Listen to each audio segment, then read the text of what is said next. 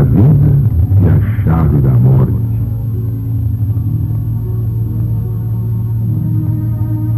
Sem o novo mandamento do Cristo planetário, não há mais política, nem ciência, nem filosofia, nem religião, nem Bíblia, nem Evangelho, nem Apocalipse.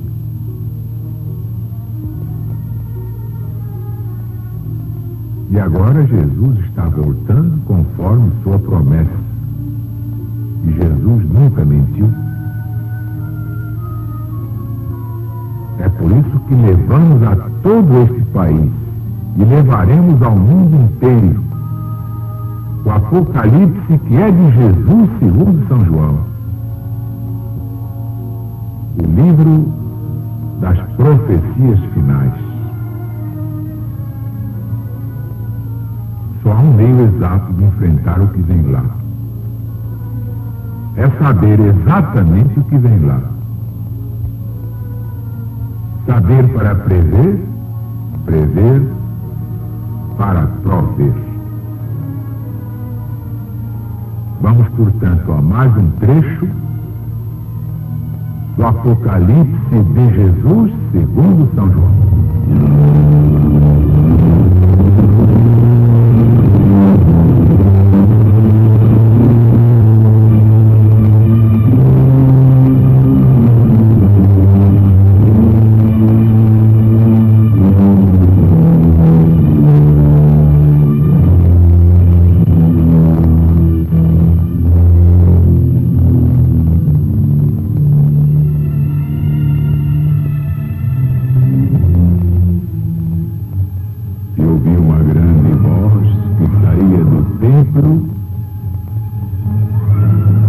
E que dizia aos 7 anjos: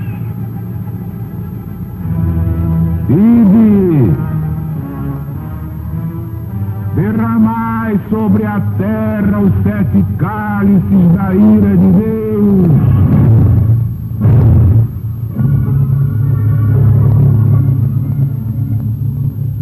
E foi o primeiro e derramou seu cálice sobre o mundo. E veio um golpe cruel, perniciosíssimo sobre os homens que tinham o sinal da besta e sobre aqueles que adoraram a sua imagem.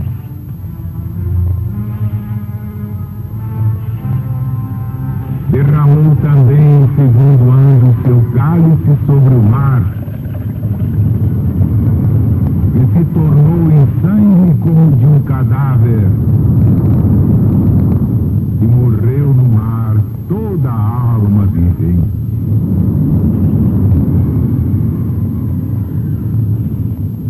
E o terceiro derramou seu cálice sobre os rios e sobre as fontes das águas, e estas se converteram em sangue. E ouvi falar o anjo das águas dizendo: Justo és, Senhor, que és e que eras e hás de vir,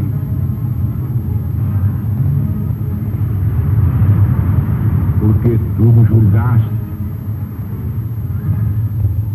Pois eles derramaram sangue dos santos e dos profetas. Também lhes deste a beber sangue, porque assim eles o merecem.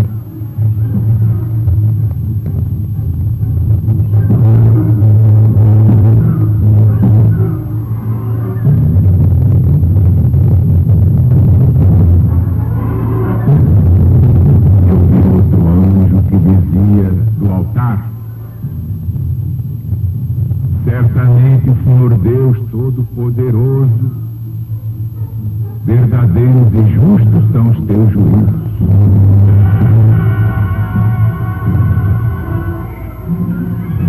O quarto anjo derramou seu cálice sobre o sol, e lhe foi dado o poder de afligir os homens com calor e fogo.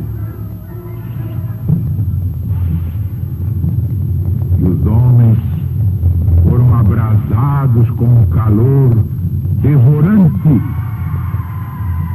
e blasfemaram o nome de Deus que tem poder sobre essas pragas, e não se arrependeram para lhe darem glória.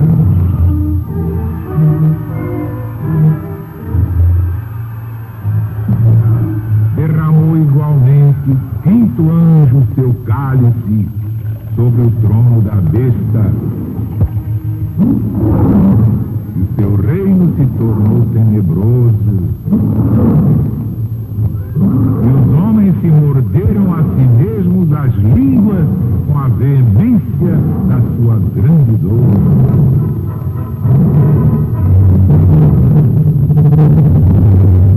E blasfemaram o Deus do céu por causa das suas dores e das suas chagas, mas não fizeram penitência das suas más obras.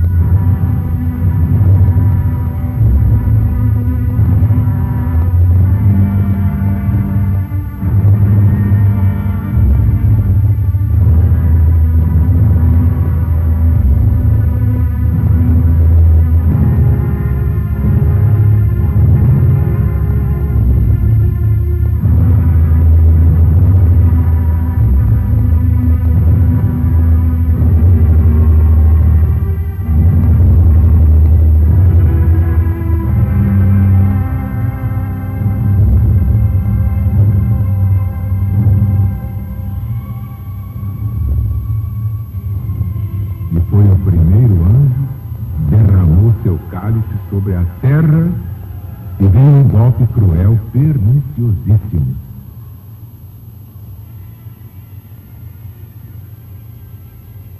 Na primeira volta cíclica, quais foram os atingidos por esse golpe cruel? Os homens que tinham o sinal da besta e sobre aqueles que adoraram sua imagem.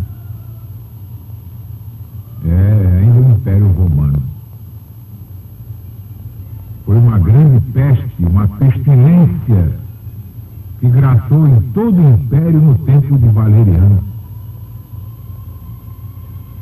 Como atesta Dionísio de Alexandria, autor do tempo, numa carta que escreve Eusébio, livro 7, capítulo 22, atacou principalmente os gentios, porque os cristãos, como nota o mesmo Dionísio, mas a consideravam como um remédio ou como uma prova do que propriamente uma peste ou uma praga.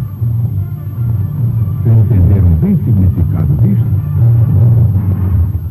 O legionário está pronto a encarar qualquer terremoto, maremoto, dilúvio de fogo, dilúvio de água.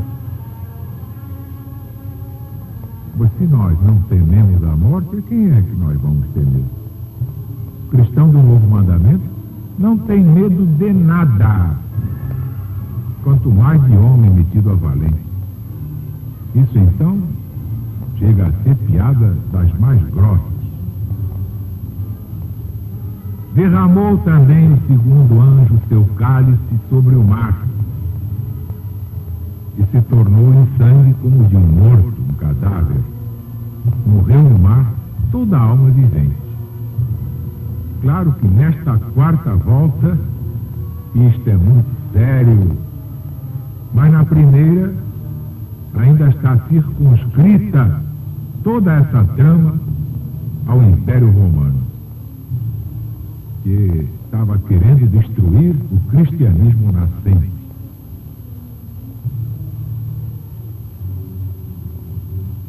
Então, o que significa isto? São as guerras em todo o corpo do Império. O mar tornado em sangue é porque em sangue realmente nadou, então, todo o Império Romano. E em sangue como de um morto, para significar o deplorável estado em que o Império Romano se achava no tempo de Valeriano. e também de seu filho Galieno. O império destituído de autoridade, que a alma de toda e qualquer nação não era nada mais do que um morto, do que um cadáver. Vejam que coisa impressionante, mas não é autoridade como os homens entendem aqui embaixo, não. Sabe com quem está falando? Não é nada disso. É autoridade moral, espiritual. Um governante tem que ter luzes mentais, espirituais, intelectuais, mas tudo dosado no Espírito de Deus, não no espírito de Satanás, que é o espírito do mundo. Por isso é que o mundo está nessa deflagração permanente de guerras e novas guerras. É uma conflagração permanente. Que a guerra continua dentro do homem, está dentro deles. Então qualquer tratado é farrapo de papel. É pretexto para ganhar tempo e usar novas táticas. E agora na quarta volta cíclica, que vem a ser essa falta de autoridade, e esse cadáver, o que é, hein? E o mar tornado em sangue. Já imaginaram o Oceano Atlântico todo vermelho de sangue? E vocês acham que Jesus está brincando?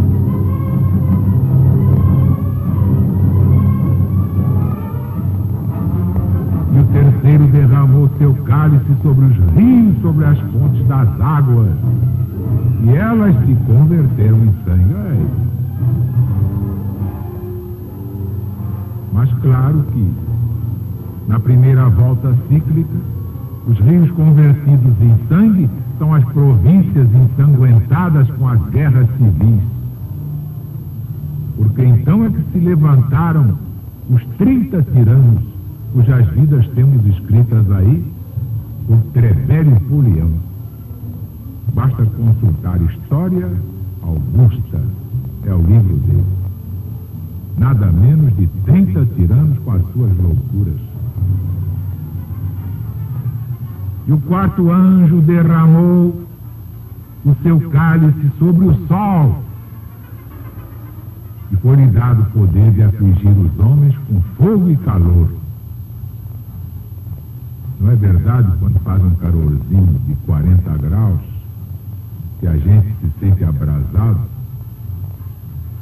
Agora imagine de 80, de 120. O que é que vocês dizem, hein?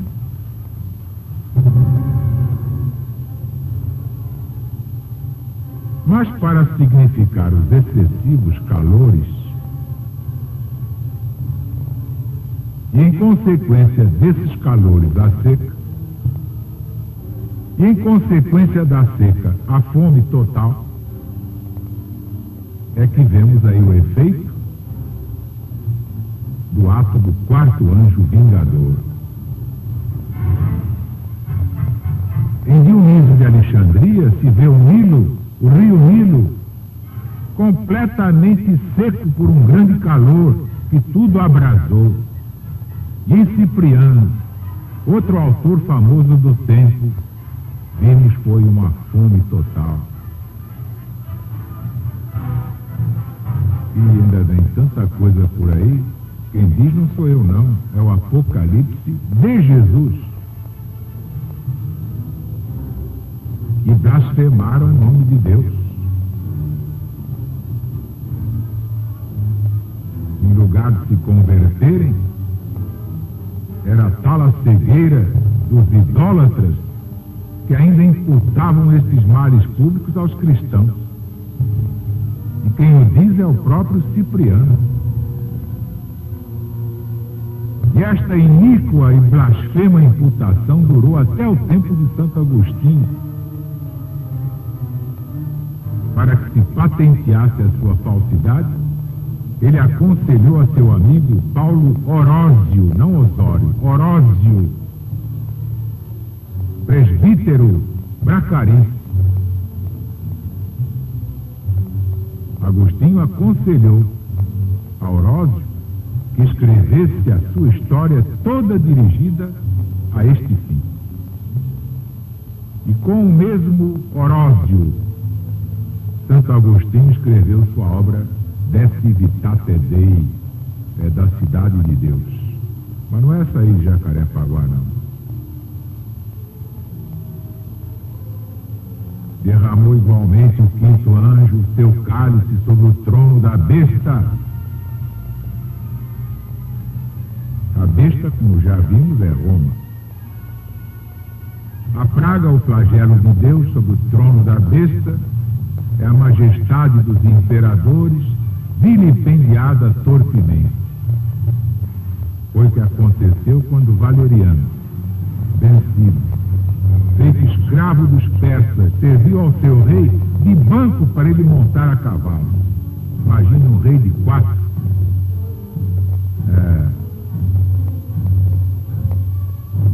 Poder só mesmo com Deus. Ninguém tem poder nesse mundo.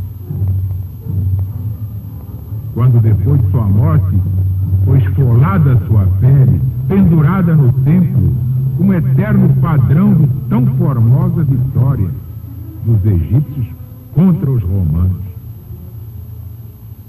E quando depois de tantas indignidades feitas a Valeriano, foi a majestade do império ainda mais desonrada pela moleza e insensibilidade do seu filho Galieno. Tudo isso vocês podem ver em Lactâncio de Mortibus Persecutorum. Com licença do latinório, mas ainda não há tradução em português. E o seu reino se tornou tenebroso. A dignidade do imperador ficou envilecida, conspurcada pelo grande número dos que a si mesmos atribuíram. Chegaram a 30, entre eles alguns de baixíssimo estofo moral. Ajuntava-se a isto, para a maior vergonha do Império Romano, que até mulheres quiseram governar Roma. Até as mulheres diziam: os homens não dão mais nada, vamos governar isso aí. Trevelio Polião põe na boca do Senado este clamor: livra-nos de Vitória e de Zenóbia. E por excessivos que fossem os outros males, o opróbrio passava a todos.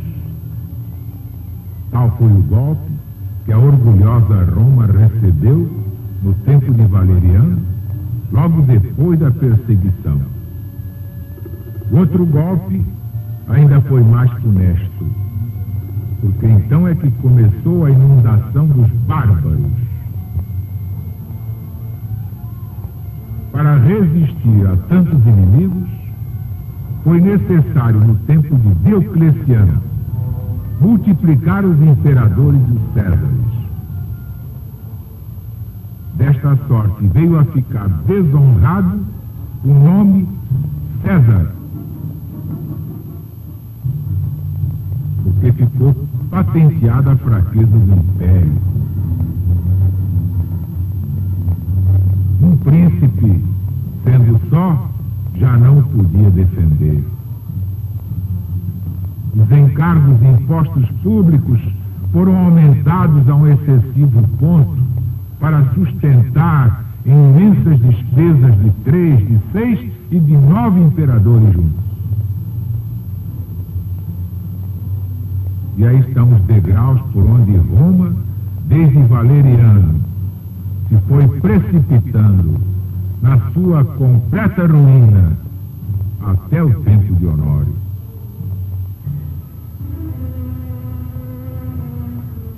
E secou as suas águas para que se aparelhasse caminho para os reis do Oriente. Reparem, tudo que São João previu, naturalmente, ditado por Jesus, aconteceu. Tudo aconteceu, só falta a parte do fim do ciclo de 2000 anos. Quando é profecia de Deus, é coisa séria para se respeitar. Que acontece mesmo. Não está sujeita ao calculismo de nenhum futurólogo. Ora, no estilo dos profetas, secarem-se as águas significa abrir passagem. Vocês encontram isso no profeta Isaías, capítulo 11, e no profeta Zacarias, capítulo 10, no Velho Testamento. E aqui temos o Eufrates completamente seco para abrir caminho a Sapor, rei da Pérsia, e aos outros que o seguiram para fazer guerra a Valeriano e os seus infelizes sucessores. E eu vi saírem da boca do dragão e da boca da besta e da boca do falso profeta 3 espíritos imundos. Este falso profeta é o império da mistificação religiosa, filosófica, intelectual, científica, misturada com a idolatria que graça no mundo até hoje. Idólatras em pleno século XX. Que vergonha! E esses 3 espíritos imundos, semelhantes às rãs, são espíritos de demônios que fazem prodígios. E tudo mostra que esses 3 espíritos são os mágicos, os adivinhos, astrólogos, que animavam os príncipes contra os cristãos por meio dos seus prestígios e falsos milagres. Ora, serem 3 as bocas de onde esses 3 espíritos saíam, denota 3 tempos em que os mágicos astrólogos valeram muito com os imperadores. O primeiro, Valeriano, ao qual este capítulo se refere principalmente. Dionísio de Alexandria faz menção de um chefe de mágicos que incitou esse príncipe a perseguir os cristãos, metendo-lhe na cabeça que tudo ia sair muito bem se ele assim o fizesse. O segundo, Diocleciano, um famoso adivinho chamado Tages, que servia das suas adivinhações.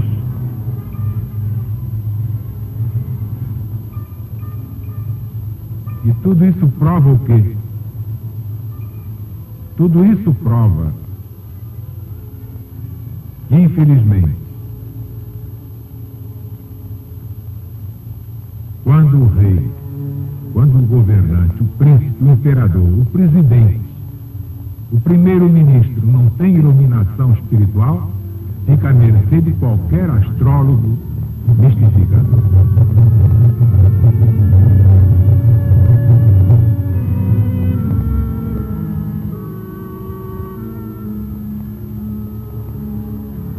Bem, meus amigos, meus irmãos, amanhã voltaremos com o Apocalipse de Jesus segundo São João.